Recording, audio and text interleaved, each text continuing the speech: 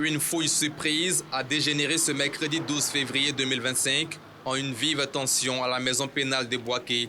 Lors de l'opération, les forces de l'ordre ont découvert et tenté de saisir de la drogue ainsi que divers objets interdits. Une intervention qui a aussitôt suscité la colère des détenus, provoquant un bref mouvement de révolte. Face à la résistance des prisonniers, les agents pénitentiaires ont rapidement demandé du renfort, entraînant une intervention musclée des forces de sécurité. Le calme a finalement été rétabli après quelques affrontements, laissant derrière eux 2 blessés légers. L'incident a toutefois semé une certaine inquiétude chez les populations.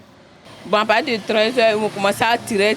Bon, en tout cas, ils ne nous ont pas touchés, mais ça n'a pas été facile pour nous aussi. On a eu peur. Comme vous le constatez, la maison pénale est contiguë au campus 2. Et aux environs de 14 heures, je crois, hier, on a commencé à entendre des détonations.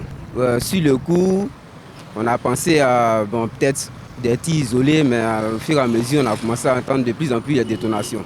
Bon, ça a attiré notre attention. On a essayé de venir savoir un peu ce qui se passait. On nous a dit que ça se passait au camp pénal. Bon, il faut dire que forcément, ça rappelle certains souvenirs. Hein, parce que déjà, depuis 2002, nous, on a vécu ces événements-là jusqu'à aujourd'hui. Donc, je ne dirais pas qu'on est habitué, mais quand tu entends des détonations, ça fait un peu... Ça rappelle quand même quelques mauvais souvenirs. Il avait des tirs par-ci, des tirs par-là.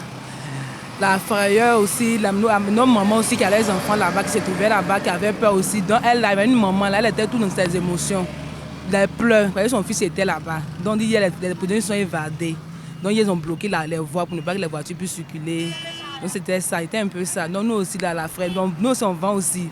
Donc, comment on se levait sur nos marchandises pour partir aussi, on ne savait pas comment on allait faire. Mais Dieu a fait grâce un peu. Ils ont pu maîtriser la situation. En tout cas, ça s'est calmé, donc on a pu évacuer nos choses. Quand ça a commencé, c'était vraiment effrayant. Voilà, il y a eu des coups de feu de nulle part et ça a commencé à courir. Ils ont même bloqué les rues.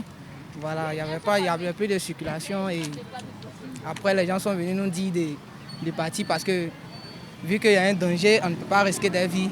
Voilà, eux aussi ne peuvent pas protéger tout le monde, donc que chacun sauve sa peau. Ça a gâché ma journée. Voilà, j'étais au travail comme prévu, comme tous les jours aussi, et ils sont venus m'interrompre. Le calme est de retour et la situation est sous contrôle, rassure le procureur Abel Yeo. Pour rappel, la maison pénale de Boaké, anciennement camp pénal, abrite des détenus purgeant des peines lourdes allant de 10 à 20 ans. Boaké, ville déjà marquée par des épisodes de tension par le passé, voit ainsi la question de la sécurité carcérale revenir au premier plan.